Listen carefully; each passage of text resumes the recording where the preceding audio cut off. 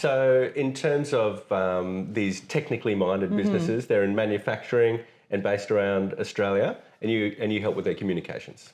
That's correct. Yeah. We try to translate the message and explain what they do in a nice and understandable way. Yep. And we cross over almost to business development or engagement. So our marketing is not clean. It never is, really, and that's what I really like about it. I'm originally a journalist, and I always find different angles and different opportunities. And the more we create a relationship with the customer, more we know about each other and more opportunities arise. Okay, I got it. So you're a storyteller at heart. So the journalist, across to marketing, it's a common and great story. And there's another story there, obviously, because you've got an accent. You're not obviously not originally from Brisbane, and I have heard that you're not an ardent supporter of the Mighty Maroons. But we'll forgive you for that. My husband's gonna watch it. We have had some delicious banana cake from Gavin, so shout out to Gavin. Where are you from originally, and how did you come to be running Hark Communications in Brisbane? So I'm Czech. I come from Prague, from the Czech Republic, and I studied journalism, and I always wanted to work. It was actually my dream since I was a little baby. My first magazine was called My Little Pony, and I had also a radio, and I remember the cassettes that like you would record music from the radio. You would stop at the right time, and then we would do interviews. So that's what I always wanted to do. And then in the end, I ended up working for Czech Railways. I love trains. That's my passion. Oh, okay. So my last job before I moved to Australia 15 years ago was director of communications at Czech Railways, and it was a dream job. Like I had publications for children, weekly newspaper for employees. We had 20,000 employees, wow, so that's massive. It was a huge, exciting job, something that you wish for, and. Then I met Gavin in Barcelona. So it is actually the biggest risk that I have ever taken. Oh, for sure. So Gavin convinced you to leave this amazing lifetime dream job in Czechoslovakia and come to Australia, where you don't even support the local rugby team. Well, Gavin didn't even know that I would decide so. So I took the risk and I told him this is what's happening. Gavin wanted to take it slowly. He wanted to come to the Czech Republic for Christmas and do whatever he was supposed to do. And I said, no. We are not waiting. That's once you know, you know. She's a woman with a plan and she knows how to execute. Yeah, I love it. What is the biggest risk you've taken in the business so far? And that was my biggest risk, like moving here, completely changing careers. And actually I studied journalism in Czech language, which is something that is not really easily transferable to Australia. So I never thought I would be able to do the same job ever. And now here I am 15 years later, and I'm proving it possible. And strangely, everything works exactly the same way here as it does over there. Really? And I was heavily involved in the railway industry, in railway associations. And now I'm doing exactly the same job just here. And it's not railways, it's defense. And what is the connector, or what is sort of like the thing that puts this all together is the people who are doing something with heart and who care, the technical smartness and innovation, and people who actually are able to do a little bit something more than just the needed, like, and thinking outside the box. Yeah, okay, that is fascinating. I think I understand what you mean. I just had a little penny drop. We were talking about penny drop moments earlier. I think I just had one while you were talking right then. So we have our in-house development team and the techs there, and I actually see my job a lot of the time as, I think, similar to what you're describing, as finding these people and enabling them to do their work by communicating to the outside world of exactly what it is they're doing and the problems that they're solving in their technical ways and language and whatnot. And what's really nice about it is when you actually see that they realize the importance later on, they don't trust you straight away, and they don't want to work with you. They don't think that what you will do in terms of communication of their skills is valuable. But in a year's time, when they start seeing like these little comments of people, oh, now I understand what you actually do, and this is really cool, I saw this here and there, then all of a sudden it starts working together. And this is the real success for everyone. Yeah. You have had a sort of a career path that I think is not that unusual these days. You know, in terms of years gone by, that decision to leave, you know, such an amazing job, I think would have been a lot harder. Whereas people tend to have more faith in the economy and the flexibility of finding new opportunities. But it was still an extremely brave thing to do. Given that it was 15 years ago now, is there anything that you wish you'd done earlier, or do you feel like everything sort of rolled out in its natural time frame? I usually don't look at things this way. I feel that things come at the right time. So actually, I can't even think about doing anything in a different sequence of events. It somehow happened the way it was supposed to, and I worked here for a few years in an advertising agency, started sort of like again from the bottom and had my kids. And then I started working for manufacturing businesses and started getting back to where I was and started creating my own connections and my own network that I'm really leveraging of now with Hark.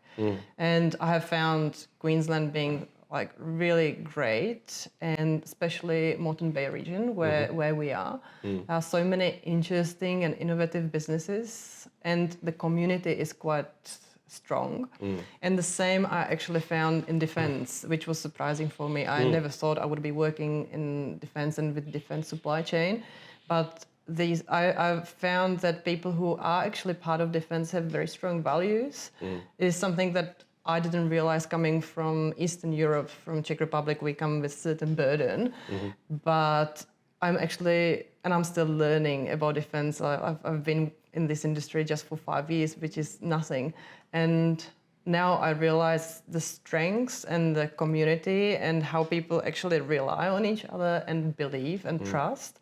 And only thanks to being able to support Alex on their journey to defense supply chain, I got to know my business partners, and that's how I started Hark. Right, okay.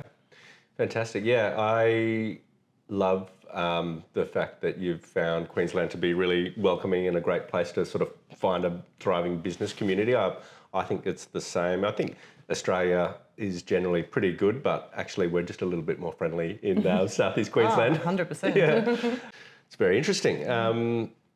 Is there something about running a business that nobody warned you about that was a surprise? That it is much harder work than I thought it would be. I love work. I love to work, and I could work 24 hours a day if I could. I just find it so exciting. But the responsibility of having staff and being able to pay every week their wages, it is much heavier than I realized. So this is the responsibility is something that I didn't expect that I would feel it so strongly, which is a good thing too, I think. Yeah. It's a motivator, that's for sure. It is a motivator, 100%. Yeah. Is there a skill that's more important than you thought it would be in running your business? I would say being able to see few steps ahead, like an ability to connect dots.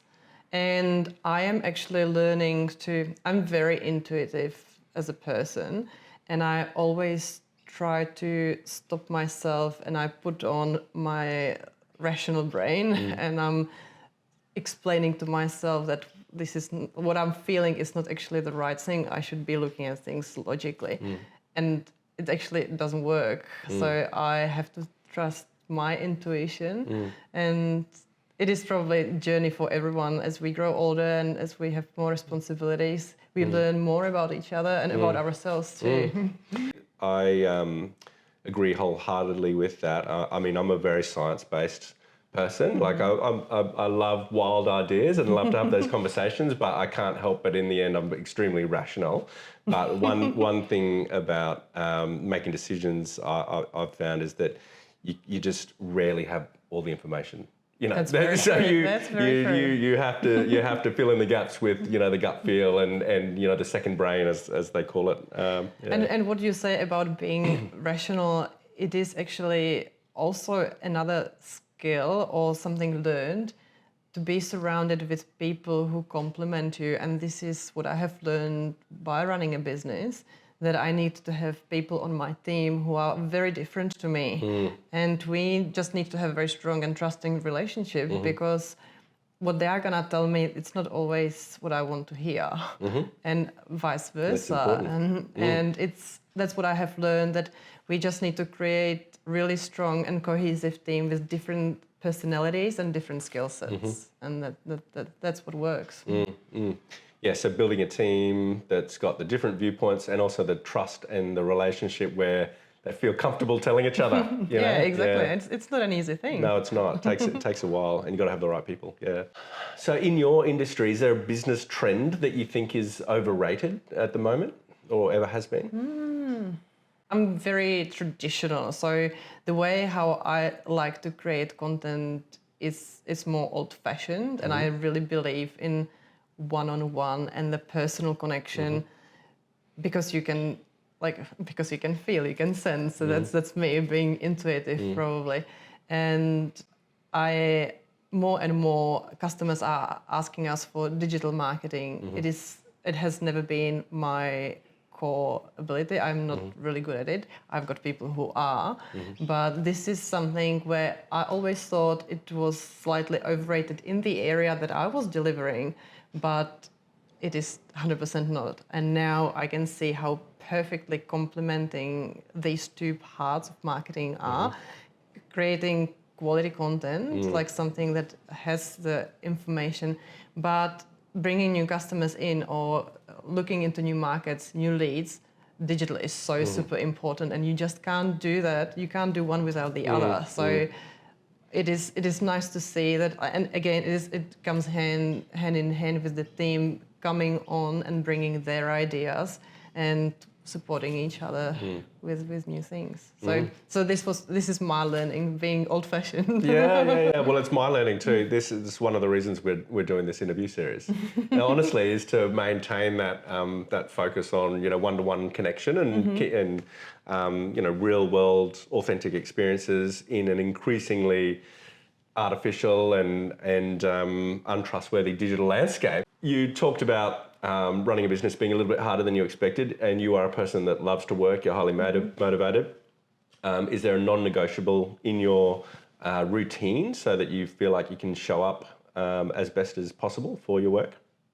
It's my family and my dog. So like I started the business so I can be a good mum and be present for kids' sports and activities. So this is my negotiable, non-negotiable. I have to be able to be attending all these things that are important for my children.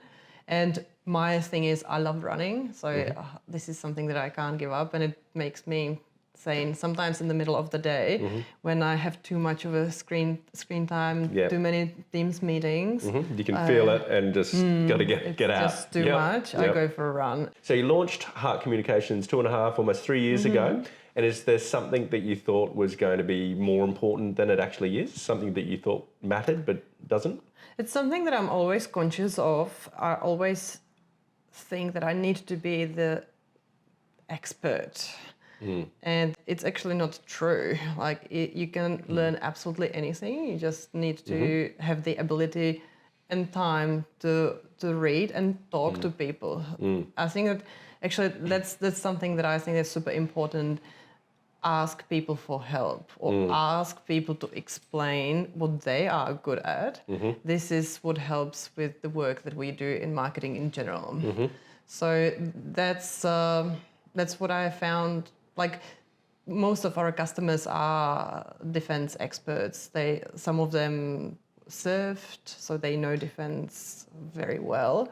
And I felt like I'm going to be doing marketing and communicating your story, but I haven't served myself. So maybe I'm not the right person to do that, but it doesn't really matter, since unless you always need to have people who help you around and who give you the right information, and that's good enough. Because the beginner's mindset, right? Like that humility and the ability to learn. I totally agree with you. Like that's the secret to success. I mean, there's very few people that can basically gain deep expertise and just stick with that for the rest of their life these days. Like things change and you have to learn. It is a different generation, a different way how people work. That's very true.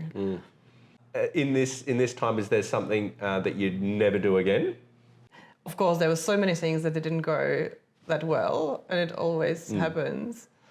And I probably saw that I was amazing when we started the business, and I thought we did a great job. Looking back, what we have learned and what a great team I have now. It's a completely different business than 2.5 years ago. And there would be many things I probably would do slightly differently. And I'm just really grateful to all those people who trusted in me. Well, like, if you don't look back at your early work and are a little bit embarrassed, then you're just not growing, are you, right? Like, that's a sign of growth, I think, which is fantastic. What's the best investment you've ever made in your business? My first full-time employee, and it's Andrea. Andrea is our senior account manager, and she is officially my first full-time employee ever. And I was very concerned about making this change because I started the business and I had few people, few casuals, and we started on one day, and it was 2 days, and it was 3 days. But I thought we will always work like that for a few more years. This is how my business partners operated their business.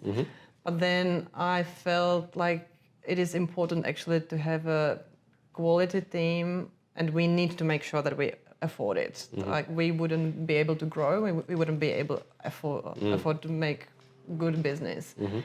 So I had Andrea, and Andrea she's the one who is actually the complete opposite to me. She is very structured, organized, extremely efficient and very sophisticated.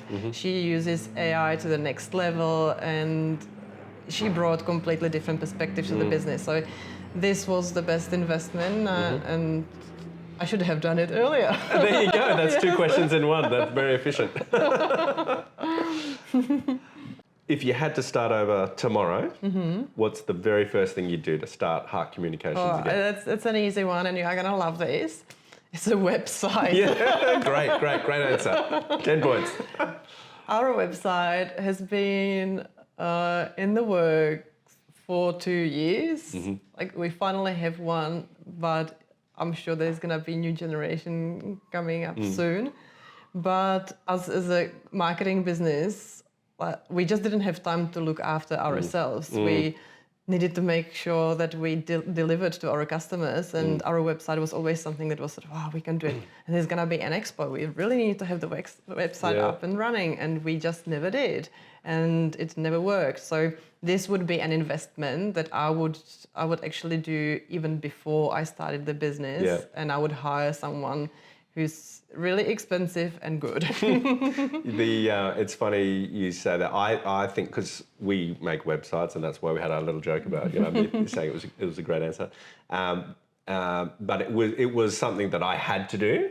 I was forced to do it because we were going to be providing those services, and I think that's the only reason I actually did it. There were so many other things that we never did for ourselves. I was so, so I totally understand, like, the feeling of just there's always that client work. It's so hard to push your own business requirements, up in front and into the schedule.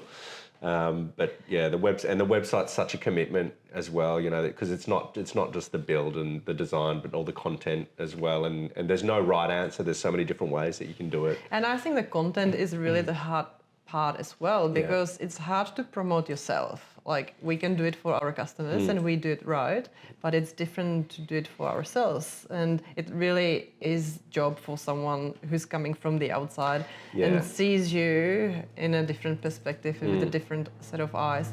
Truth is that the website, when you start the business, is probably going to be completely different than it would be 2 years later, which is actually the story of our business. And now I feel that the way we are promoting our services is different, because we really know and can structure and can help customers in many different ways, but we can also explain to them much better what it is that we can do for them. If it was at the beginning, I would probably throw all these things that I can do for them, and they wouldn't know what to do with it, and then they would there would be this pushback. Oh, let's start slower. But now I understand customers much more. I had so many conversations, and I know how people think, and also I understand a little bit more that it's a big responsibility because it's a big investment from the customers. Paying for marketing is something they can easily spend on different stuff for their business. So as small business owners, we know the journey can be tough sometimes. It's super inspiring and rewarding as well. But is there a book or a movie that sort of helped you on your journey at all? It's a hard one.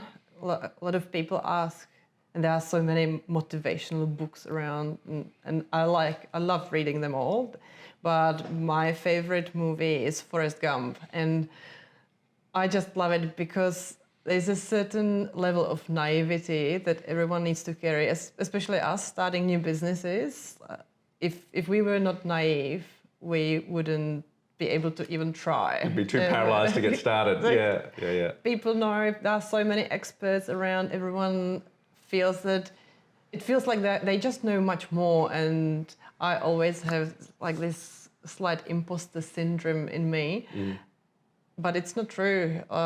We everyone's different and everyone's unique, and we bring in slightly different things. So Forrest Gump is that's So we all need favorite. some Forrest Gump energy. We do, especially when starting your business. Yeah. I think if you don't have a bit of imposter syndrome, that's clear diagnosis of psychopathy. I love it. Okay, so if you weren't running Hark Communications, what would you be doing? I would find probably different team working on some really exciting, innovative solution, or I would be working in some association supporting other businesses in their growth. Okay. I'm part of the Aden Queensland Committee. This is a defence networking association, and this is sort of like it's a volunteering. It's my way to give back because when I first started working with my ex-employer Alexon Electronics, I started looking into their defence journey and defence growth. And I knew absolutely nothing about defense. And it's only because these people in associations and networking organizations so generously gave their time and spent time talking to me and explaining, then I sort of like found my way and succeeded for Alexon. But if it wasn't for them and those conversations, I would never be able to do that. So I feel that now I know a little bit more, so I can be the one who helps them. Yeah, nice. What would you tell your 18-year-old self? I would say have more fun. Oh, nice. That's a great answer. Because I do everything with like 100% commitment and I work really hard, but I sometimes forget to have fun, and I think it is just so important. Yeah. And that's why I have my husband always remind me, just stop now. Like we have to go on holiday, we have to do this. It's not only work, and I have always been like that. So yeah, that would be just more fun and take it easy because it's contagious. People love to have fun, and that's what I quite often tell to my team. We really work hard to deliver for our customers, and it's a lot of work involved.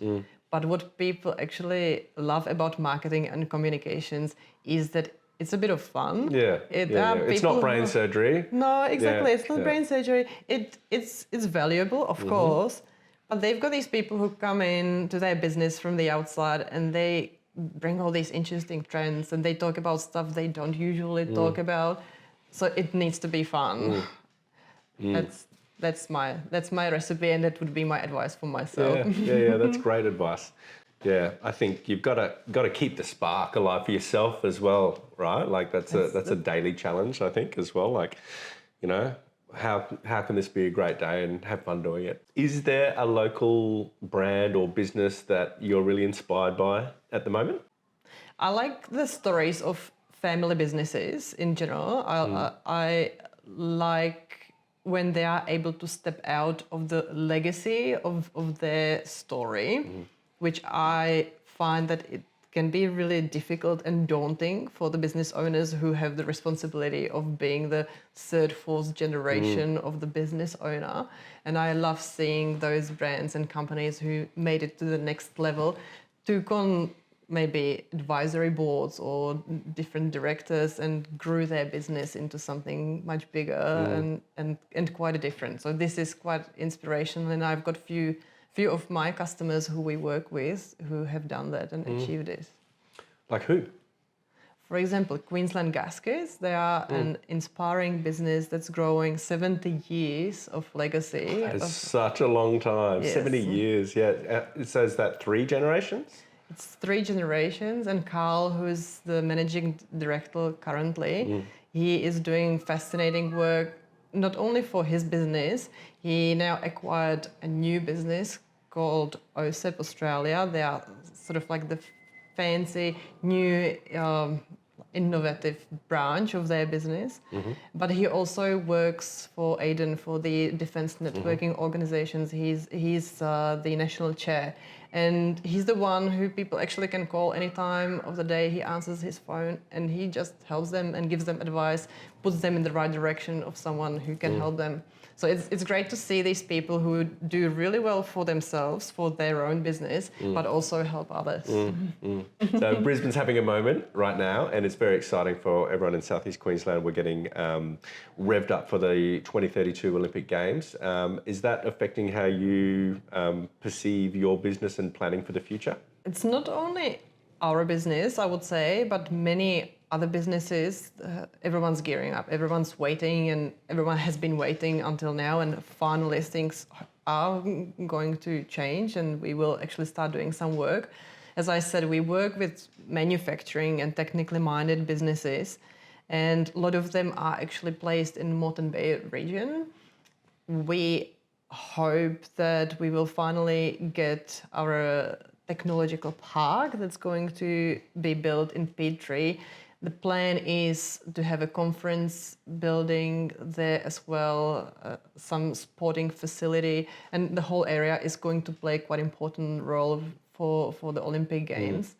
I'm supporting some businesses in finding work within these opportunities. So I'm really hoping to see that there is going to be some interesting momentum, and there will be opportunities for businesses that. When would you think that you will work on project related to Olympic Games? It is awesome. Yeah, it is. It's totally cool. And side note, far more important question, what's your favourite Olympic sport? Well, I now have to say that it's water polo because my boys play really well. Okay. And swimming. So they are really great well, they're in the right swimmers. country. And they are 11 and 13. So maybe... Could all line up. You could have 2 gold medals in the family. Exactly.